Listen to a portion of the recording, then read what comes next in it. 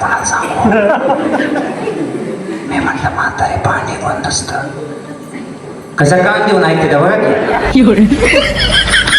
तर यो काय विषय सांगतो त्याच्या आधी माझ्या सकट सर्व भक्तगणांना राम कृष्ण हरी. गेली 5-7 दिवस झालं रेणावी रेवणसिद्ध मंदिरामध्ये अखंड हरिनाम सप्ताह चालू आहे. त्यामध्ये बऱ्याच मोठ्या मोठ्या कीर्तनकारांची कीर्तन झाली आणि आज होती सप्त्यामधील 7व्या दिवसाची जागराची कीर्तन सेवा. ते म्हणजे आपलंच लहानपणापासूनच मित्र आकाश महाराज पाटील यांची होती आणि सप्त्याच्या सुरुवातीपासून चांगल्या मोठ्या मोठ्या कीर्तनकारांची कीर्तन सेवा झाली होती. म्हणजेच तुकाराम महाराज आजारे, संजय महाराज वेळुकर, मोहन काका गोटीकर आणि बरीच कीर्तनकार झाले होते. आज होती जागराची कीर्तन सेवा. मस्तपैकी कीर्तन पंचपदी तेन झाली आणि आकाश महाराजांनी कीर्तनाला केली सुरुवात. खास आकाशदादांचं कीर्तन शूटिंग करण्यासाठी त्यांचं मित्र पण आलं होतं आणि यांनी तर साऊंड असला भारी दिला होता 7 दिवस याच्या अगोदर आणि आज तर काय खतरनाकच लावला होता साऊंड. आणि गायनाला इकडे विजूदादा होतं, काय चालींचा धुरळाच पाडा लागलं होतं आणि इकडे आकाश महाराजांच्या संस्थेतली मुलं टाळाच्या साथीला होती. त्यामुळे काही विषयच नव्हता. लय जोरात पावल्या खेळत होती. जरा एनर्जी डाऊन झाल्यासारखी वाटली का इकडं आणि श्रीकांत महाराज होतं त्यांची एनर्जी फुल करायला. आणि ह्यो व्हिडिओच्या सुरुवातीचा जो विषय होता तो म्हणजे असा, आकाशदादा उशीरच्या चांगलं चिंतन सांगायला लागलं होतं. तेव्हा कोण लक्ष देऊन ऐकणं झालं होतं, पण थोडस विनोदानं सांगायला लागल्यावर सगळीजण टक लावून ऐकायला लागली होती. आपण पण पकवाजाची होईल तशी साथ केली. आपल्याला काही जास्त वाजवायला येत नाही, त्यामुळे जेवढं येईल तेवढंच वाजवलं. कीर्तन त्यांनी 1 नंबर झालं. शेवटला सगळी लोक दादांचं दर्शन घ्यायला लागली होती. तर तुम्ही कधी आकाश महाराजांचं कीर्तन ऐकलंय का कमेंट मध्ये नक्की सांगा. आणि तुम्हाला वाडीवरच्या ब्लॉगरचं जर व्हिडिओ आवडत असतील तर फॉलो करा, लाईक करा. भेटू लवकरच. तोपर्यंत